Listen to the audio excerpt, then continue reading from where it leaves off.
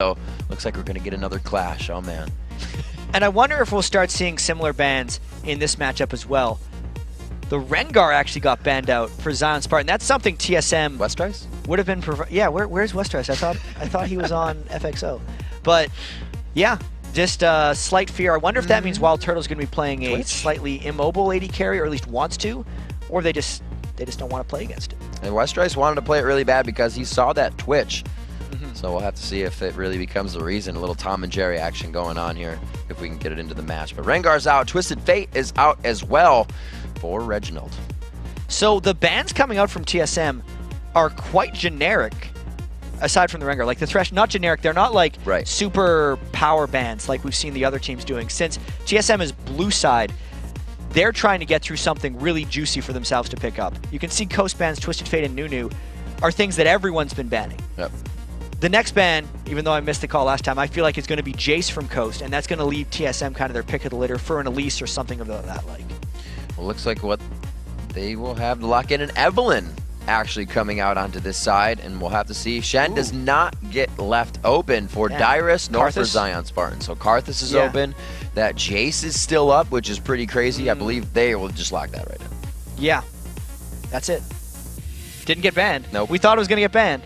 And I guess this leaves Karthus open for Coast. If TSM gets the double wall, that's really struggling for Coast. I don't know about this one. I feel like Reginald's going to hard go into Karthus. I could be wrong on this, though.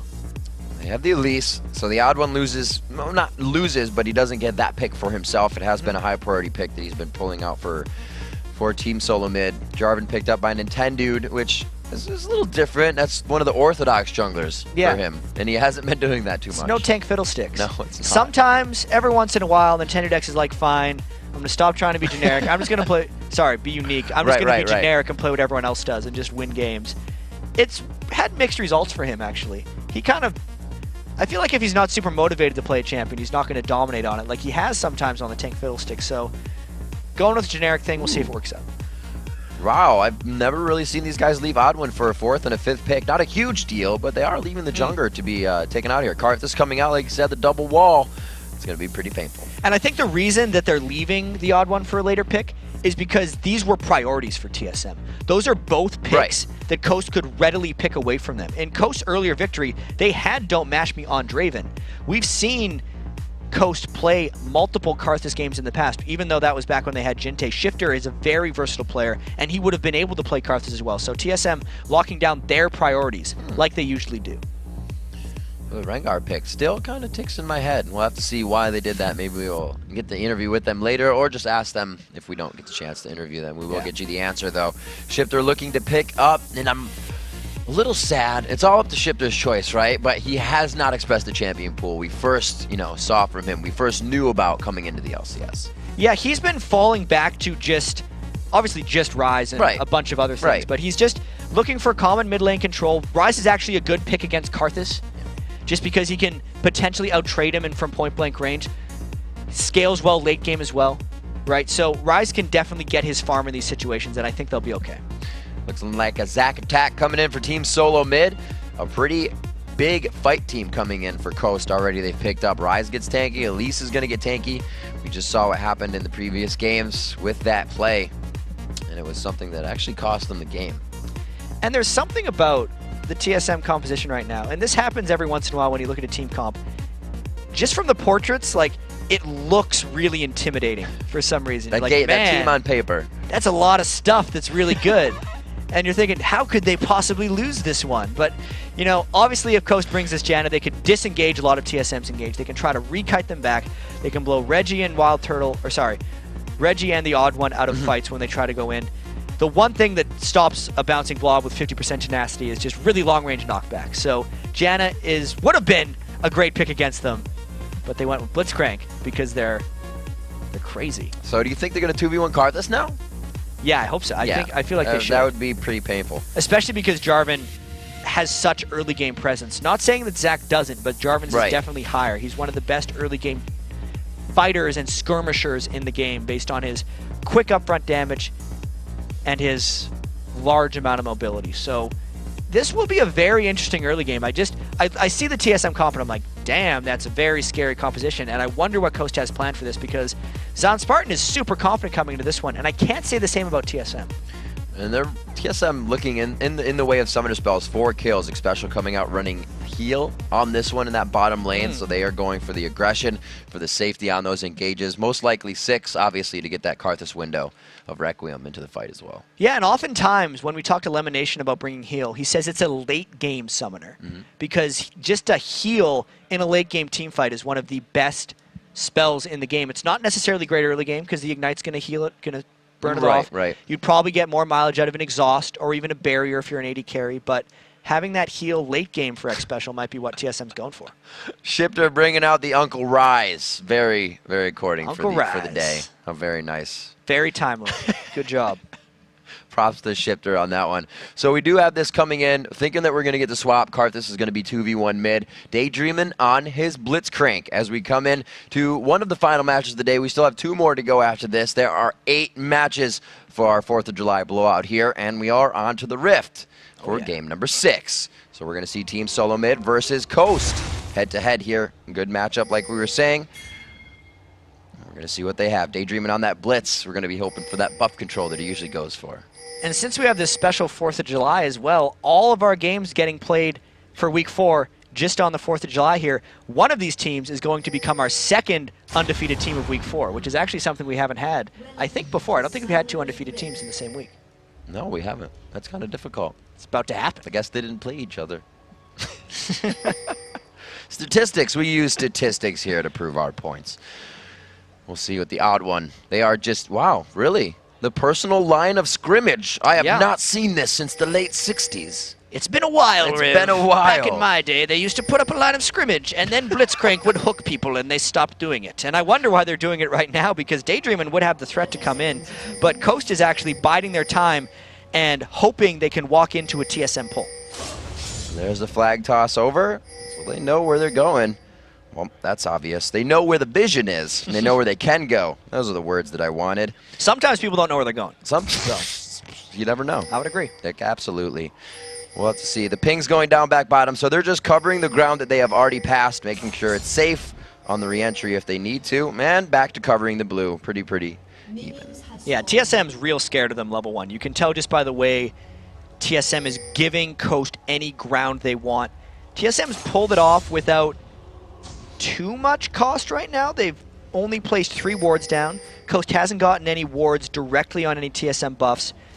And for now, it looks like TSM came out of this pretty much fine. It looks like Wild Turtle and Xpecial are definitely going for the Blaster Master fast level 2 here in the bottom lane. So we'll have to see. They are going to match up versus Daydream and Mash Me, but it's kind of hard to all in on the Blitz. The Blaster Master all in level 2. All right, and we'll just go with it.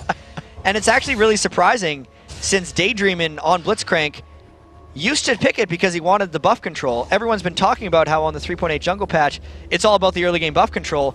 And then they send Blitzcrank bottom instead of mid lane, where he can't assist with that same thing. I feel like they're just looking for a pull onto Draven or Sona early and trying to get a kill. But they're with Caitlyn, who doesn't trade close range damage with Draven well whatsoever. So neither of these teams lack any type of engagement here, early or late into the game. This is all just kind of who is going to outskill who in the grab and slap game. Yeah, there's going to be a lot of fighting in this one. We think.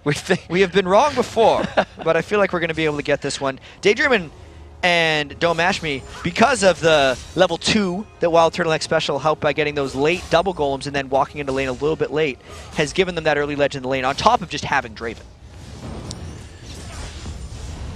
Everybody slow and steady wins the race right now. Not too much movement in any of the lanes. Not even the junglers coming up behind Reginald or Shifter right now. We see them going in. They're about even on their CS. Everybody's playing really calm right now. Yeah. It's like a friendly game. They're just happily going into their bottom lanes together. 2 games in a row now. Hey guys, let's 2v2. Let's just not lane swap. Yeah. Let's not do this thing we've been doing for the past 4 months. I don't want to anymore. Ooh, and this is where we see the lane ganks once again coming in. It doesn't look like it's going to get too much more than pressure.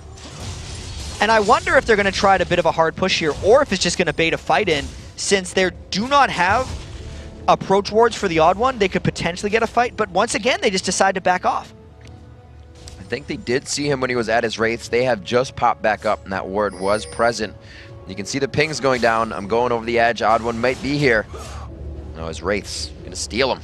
And there's a couple things telling me that these guys are both just trying to play very conservative games. A, it's just they're showing themselves. They didn't do any level 1 invades. And the fact that they're not trying any sneaky lane swaps whatsoever. So really very conservative games from these guys. Not wanting to make mistakes mainly. Flash blown in mid for Reggie there. Coming up around the backside, Nintendude skipped over the Dragon Wall, came up right up the Wraith camp, and that's one of the main reasons people love Jarvan, those sneaky attacks. Being able to jump walls and escape wards. There's so many wards that get placed down very early on in the game, and Jarvan plus Zach are two of the junglers who can avoid and traverse them best. See what happens. Odd One is probably going to stick around that area for quite some time, knowing it's going to get a revisit here from Nintendude, but he is trying to be omnipresent in every lane, strike fear into Team Solomid, and now he looks to take an advantage at the top, possibly blowing 2 flashes here within 2 minutes. And Nintendude still got the red buff left here. Darius is playing so cautiously, doesn't toss into the flag. Darius is going to walk away. So close. Oh, it's just the tip. Couldn't get it. 5 minutes into this one, Nintendude trying to be in every lane, but he just didn't have anything in the top one. Yeah, he was not able to create the presence there on Darius. Couldn't get him back, unfortunately for that guy. Tier already in the hands of Reginald. He starts to stack that up quite early in the mid lane. Shifter quite low. He is going back himself, and Mashmi's getting pushed back to the turret. These guys should all be going back for their first buys quite soon. You see the pressure in that bottom lane. The level advantage means a CS advantage. This lane not working well for Coast right now. 41 to 26 for a Caitlyn lane. Caitlyn is generally picked to win lane, or at least outrange and keep Wild Turtle at bay, but I'd have to say that early level 2 is really paying some benefit here, and Odd One is probably the best counter ganker in the LCS, always seeming to mirror the enemy jungler.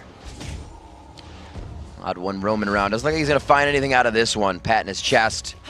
He will just go back. He is going to wait for this. If it's not Nate Cell, he just can't decide. If it's not in 8 seconds, he's going. If it is, it isn't. Soon enough, it's going to be Nintendude X coming up for the counter gank here. He is on the roll towards bottom lane. We may have a 3v3. And I wonder how patient the Odd One is, because he's waited about 15 seconds there, and he's had no eyes on Nintendude X. Plus, TSM only has those wards in the mid lane, so they're banking that Nintendude X would still be around, and instead he just gets fed up. He's like, oh, push it. He got him! It's the Cell division under the turn! It's gonna be popped! Can they get it? Do they have enough? And it looks like they will. A turret shot for one, a few for the other. Is he in range? Mashmi takes the last. Oh, it gets taken. Kill secured, Nintendude.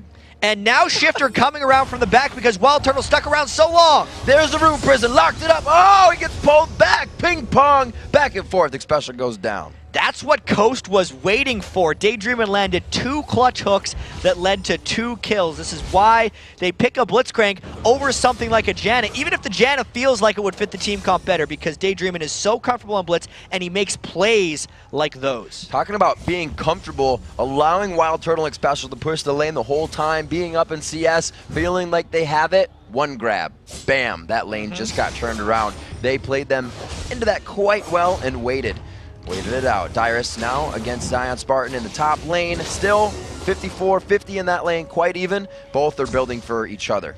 So, yeah, not too much in that. Still, like we said, they're going to be left on that island. It'll be interesting to see if Dyrus goes for a Hex Drinker or if he goes full offense, because Hex Drinker will be more to fight Zion Spartan, and if he just goes straight tier, it's more about the team fight phase.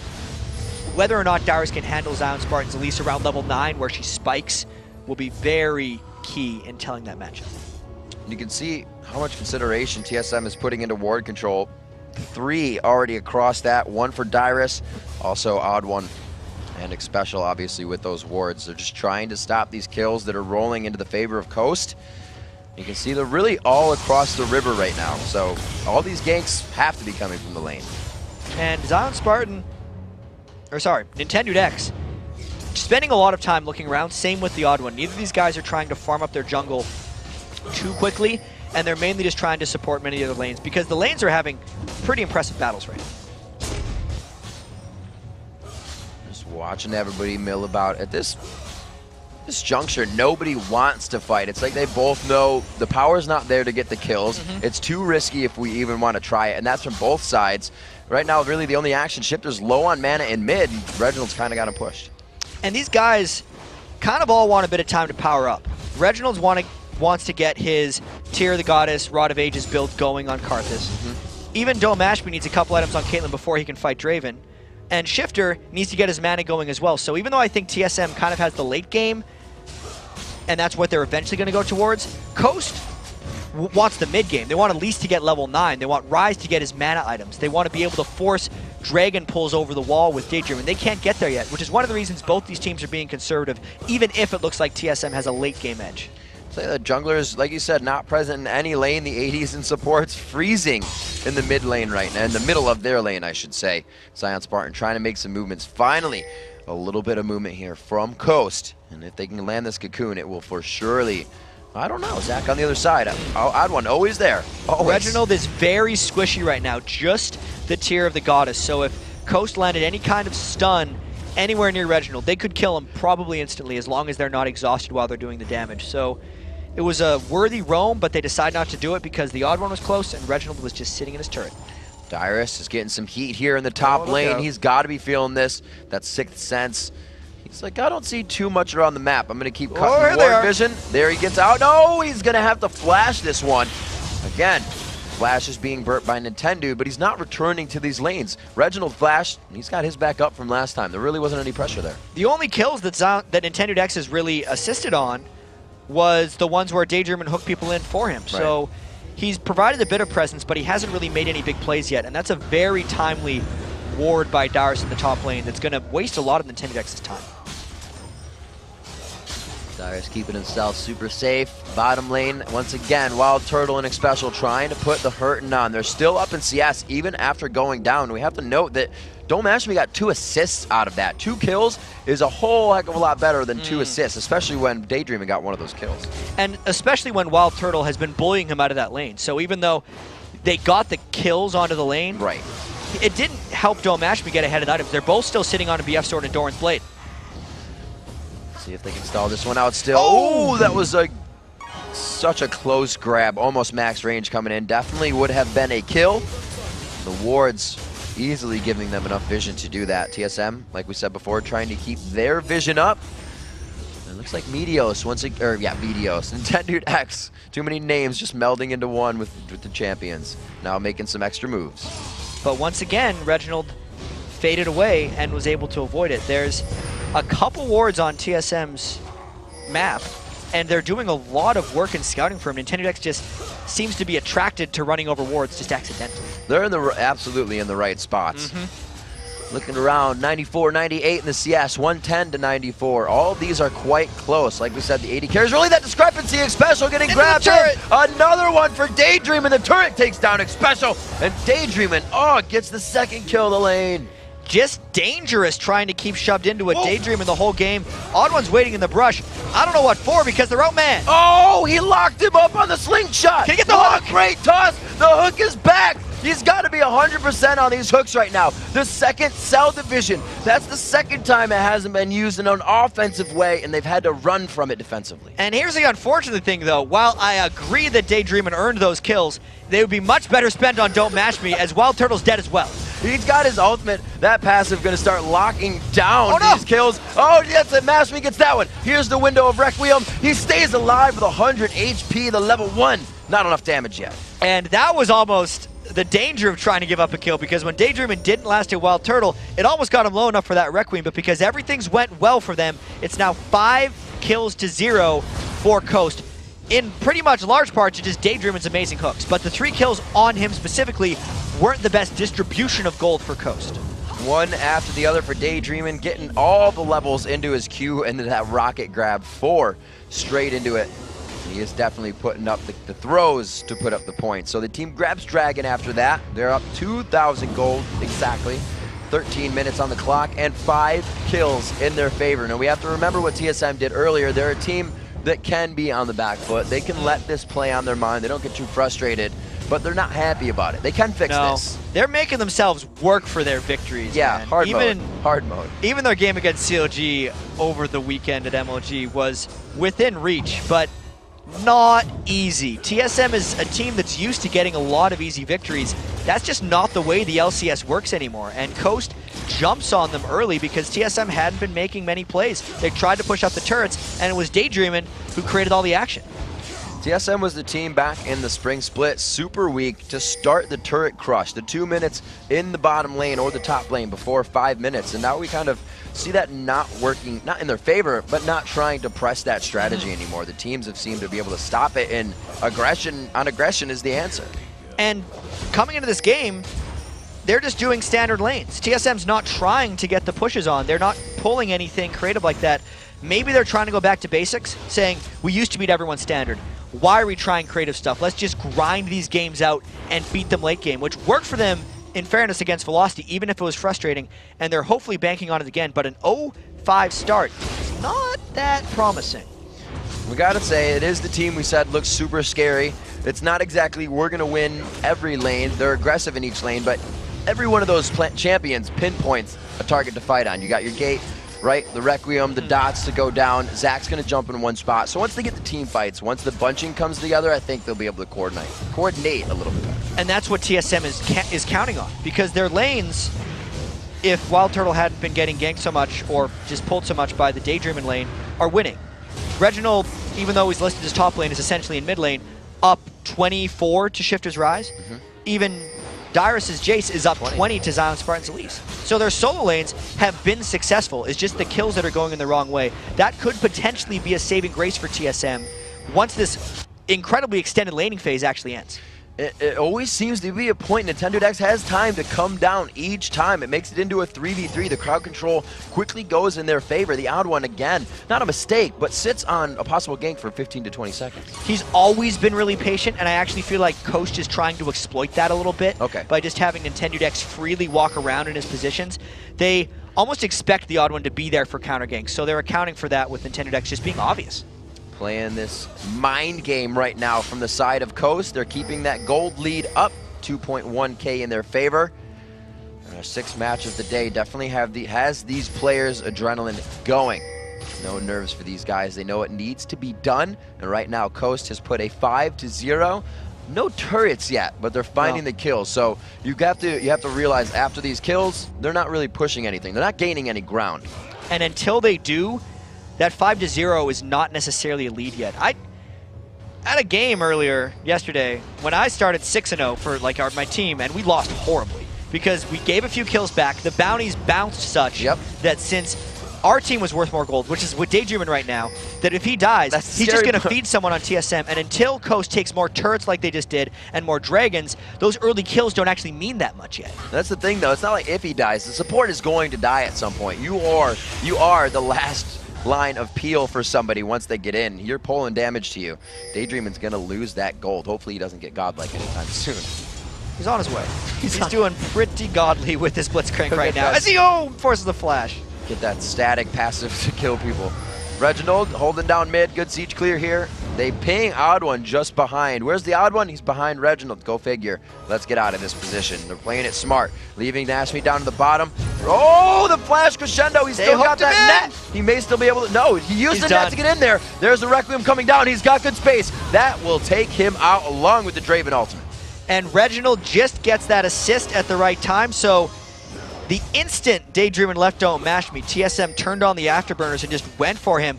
I was actually going to comment at how healthy that Coast turret was, considering Wild Turtle and X Special have been there the whole game. And that's because of how scared they've been, I think, of Blitzcrank pulls. But he leaves for a second, gets another pull, but it might cost him. Oh no, he locked him in that time. This is where you don't want that gold to go. Shut down to Turtle. But here comes Nintendo. He wants to pull it back in his favor. It's going to be some good damage coming from Turtle. There's Shifter throwing out the machine gun spells. Can he get in the buzz? Oh, Cataclysm takes down Turtle. The shell wasn't strong enough. Odd One tries his hand now. It's going to be the 1v1. Back to the pop-up. Odd One definitely has that cell division back up. He is going to bounce right out of this one, the shutdown of his own.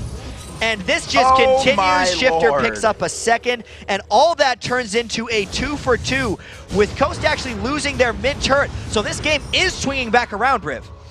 Reginald trying to get to the top lane. They're doing everything they have to adapt and save the lanes after quite a fight in the bottom lane, leaving 2 TSM members, Nintendo down as well. Dyrus going to pick up the red. They're trying to get all the advantages they can now and really get into the minds of Coast after that quick 1-2 punch.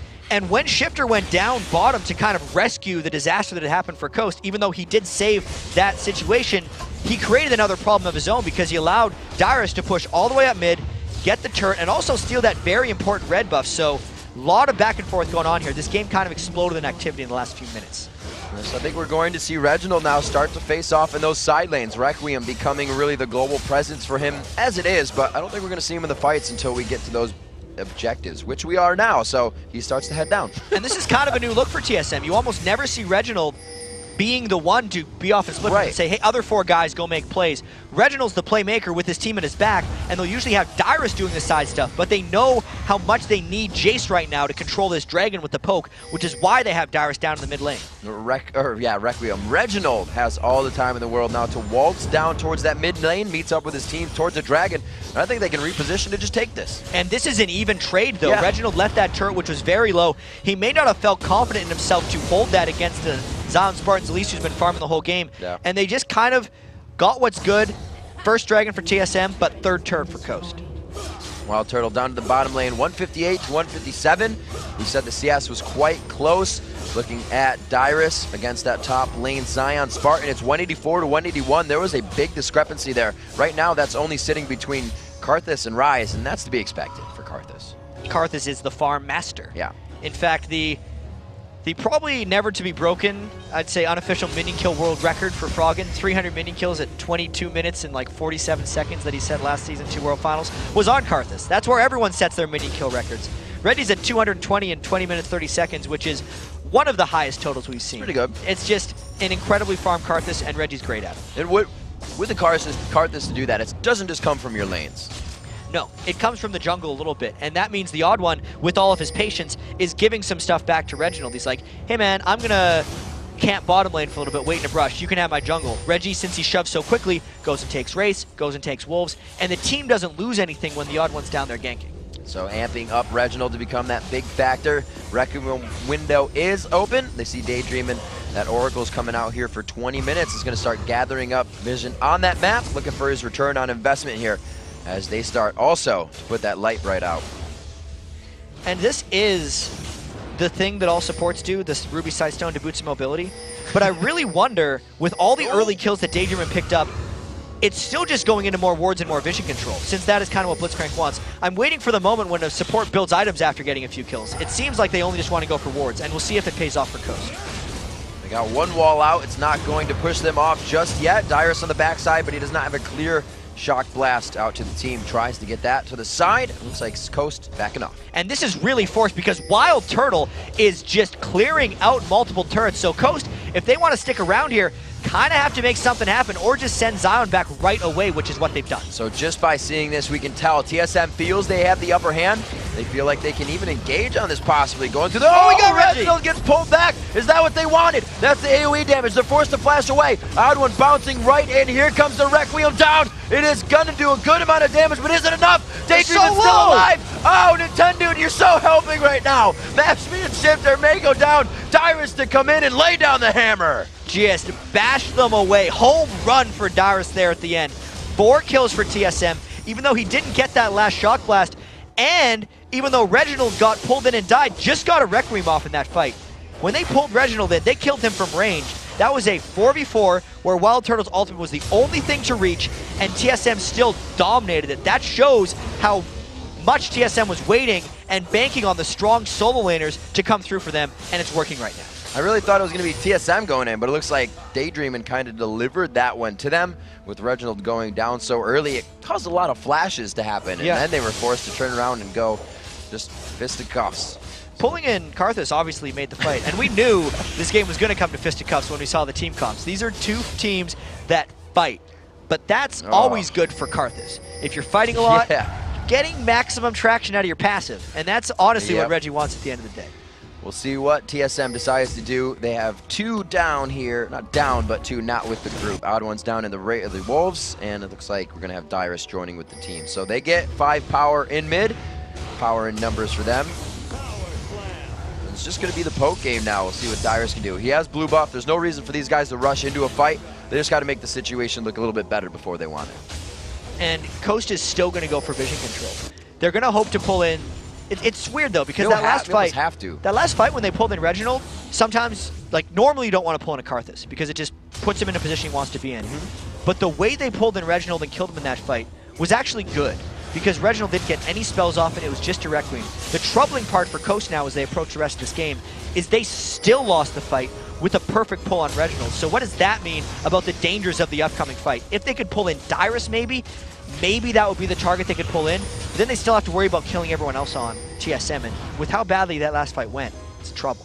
Well, you can see how much they consider the composition that's now coming about for Team Solomid. They almost have wards that would, you know, look like they're fighting against the fiddle. That's the initiation they have to worry about. That's why they want so much vision, right? They're getting just taken out from Zach coming over the walls if it happens. So we'll see if they can hold this down. Coast. Oh, okay. I thought he was getting ready for a grab. Someone looked like she was coming close, but his special keeps it clear. He has an Oracle of his own. They're about to be quite privy to these Baron wards coming up. Daydreamin is just trying to find that miracle hook to swing things. They know they don't win team fights, so Coast has to find the right hook or just hope TSM jumps into a bad situation. That's why they're bouncing back and forth here, and that's why they seem to have really become a bit more cautious. The other reason is both of Coast's side lanes are also pushing down a little bit, and they realize TSM's going to have to fall back. That's when Coast should come up and try to get that fight. Both these teams moving very slowly with what they do. Now we see Wild Turtle and Karthus down in the bottom. Requiem is here, so that's what they're relying on. And they're just going. They recognize that TSM had went for the split push. I feel like they're going to have to turn and fight. I don't expect TSM to wait too long to go in on this. That Baron's already at half, though, going down pretty fast. Now TSM knows they're there. They're low. Dyrus coming in. Dyrus gets pulled back. The Requiem comes out. They are able to get it. It goes into Tendude. Odd One comes in and tries. Let's bounce. Good damage here coming from Wild Turtle. A few more shots is definitely going to drop at least one. Odd One going down. The Cell Division is not up, but it's going to be 3 members so far for Coast. Then Tendude with a sliver of health goes down bleeding, and Scion Spartan is forced to run. And everyone just tried to bail out for Coast there. They recognized they went way too aggressive with that Baron. Luckily, it didn't get stolen by the Odd One, but it's still a 4-for-1. If we actually trade the Baron gold versus all the deaths they took, it's pretty equal, but TSM gets this turret afterwards. Pushing forward, the Baron definitely not helping Coast that much. It's good gold. 42,000 is the lead for Reginald and team right now to the 39,000 of Coast. So Baron is going to at least help Zion Spartan hold off these minions for now. Zion Spartan's the one lucky man. He's got 1 assist, no deaths, top CS on his team. He's wearing that sweet, pretty little Baron buff, so he's going to have to get himself very involved. When Coast does well, Zion Spartan is usually prevalent in the game. The fact that they're not winning that well, and that Zion Spartan's been involved in 1 of the 10 kills for the team, means that Coast needs to get him more involved. I'm going to go ahead and attribute that to these guys seeing some of the most successful Barons today. All the ones we've seen have been successful after fights, and it's just leading people into that. It was also a desperation move by Coast because they knew they couldn't win team fights. So as soon as they saw Reginald bottom lane, they're thinking, awesome, let's just go. Then once they got scouted and were kind of low, they're just like, oh crap. We either run away and TSM just gets the Baron, or we get the Baron and try to run. And it's not that Reginald is going for a max power build either, so maybe they took that into consideration that it's not going to be a Requiem that takes half of our health, because he is going for kind of the I can sit in the fight forever build. Yeah, he is going, well, I'm not sure where that Amp Tome is going. What Reginald generally likes to do is a Zani's Hourglass instead of a Death Cap, because it allows him more time in the team fight and gives him more overall zone control. Right. But it obviously depowers the Requiem a little bit because he's got no Death Cap. Looks like he's piecing together a few things. We'll see what he comes to in the end. A Void Staff and a Rabadon. So nice, be nice in the inventory right now. 11 to 10, very close in kills. The gold lead at 5,000. That's definitely going to help Coasts pull back a little bit as they got that Baron. But 5 to 3 in turrets. TSM has found their way to 2 inhibitor turrets. They haven't taken them down yet, and the bottom one pretty much going to be the next one they go after. And Wild Turtle is 2,000 gold ahead of Don't Mash right now, and it shows in items. Reginald made the call. He's going. Throws out the exhaust. He does have Shifter single targeted, getting that double damage from the lay waste, and it looks like Daydream is going to go down to the Requiem as well. The Oracle falls. That is the map vision they've needed for oh so long. Dyrus and team about to take the turret, possibly the inhibitor. Big fight for TSM, and Wild Turtle's on a rampage. Just going 1v1 right here, puts on the shell, goes hardcore. And Turtle's gonna turn around as Zion Spartan a little too tanky for a quick kill, but easily harassed out of the fight. There's that 2,000 gold advantage coming in, just saying, hey, you, let's fight. I'm gonna flash into 2 people. This is a steamroll of Coast base by TSM right now. They just flipped a switch. I've never been hit in the face with $2,000, but it looks like it hurts pretty bad. This inhibitor going down. Zion Spartan, he's with the Baron still. He definitely wants to stay alive. He's like a saving grace here, even in a squad of 2 people for Coast. He is going to be the one to stop the clear and get these guys out. I'm still recovering. That was a good line. $2,000 really hurts when it hits you in the face. Think of how much gold that must be that Domaster just got 2-shot by. Oh my goodness. That's a terrible set of circumstances for Coast right now. Down 2 inhibitors against a superior late game team. TSM has kind of won these last 2 games just by flipping a switch. Like the Velocity game was 40 minutes of struggle, and then they won in like 2 minutes. Like this game's been a bit more gradual, but they're still winning it really fast. It's like an okay, we've had enough moment that they kind of come to. Right now, Reginald's still in the bottom lane. Looks like he is going for the Rabadons next. He'll be picking that up quite soon. 1-1-11. Daydreaming at 4-4-4. So he actually has picked up a few more kills for himself on that support, and it's a 1-4-7. Put that the other way, right? 4-4-4. So yeah, if those kills were over to Don't Mash Me, then it would have been like $750 he gets hit in the face with, and it might not have hurt as bad. That wouldn't hurt half as much. You're definitely coming back from $750. 30 minutes on the clock, 8,000 gold to go, and 7 turrets that TSM has been able to find. There are 11 that sit on Summoner's Rift, so those 3, or that means 2 rather. The inhibitors are open. They only have 1 more, and the bottom one isn't even something they need to go for right now. I said they were going to because it was just Baron's down, objective free, and now they do, so I'm just going to stop talking. This is just the move TSM's going to do. This is your standard finish the game, especially when TSM's been winning so hard. And the fact that there's an outer still up in that lane as well. This outer is indefensible for Team Coast because if they try to hold out here, Super Minions would take down their Nexus turrets. It's just the smart play for TSM.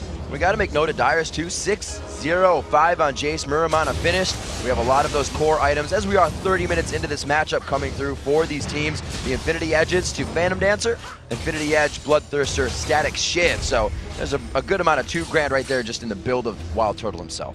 And Coast has had a bit of time to set up shop here with those 2 traps, but I feel like the Odd One's big enough and strong enough that he's just going to sit on those traps, get rid of them, and then TSM can still consider going in on a dive. I think TSM wants to wait until either a couple more of those Shock Blasts land or until they can just nearly ult him out. Oh, man. Going back to base. Nashmi's not with home guards right now, so this could be a quick turret coming in for TSM.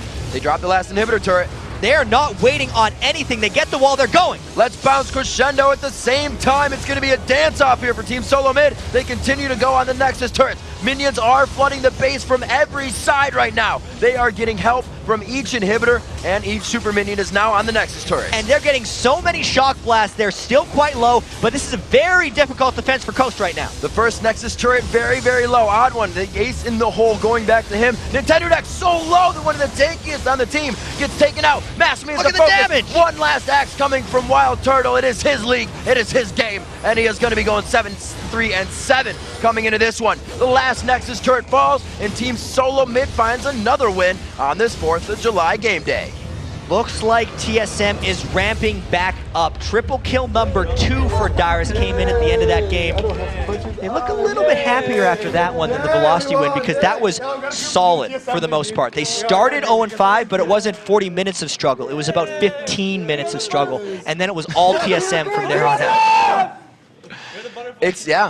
You can see it. They made it happen. They are way happier after that win. They were the first.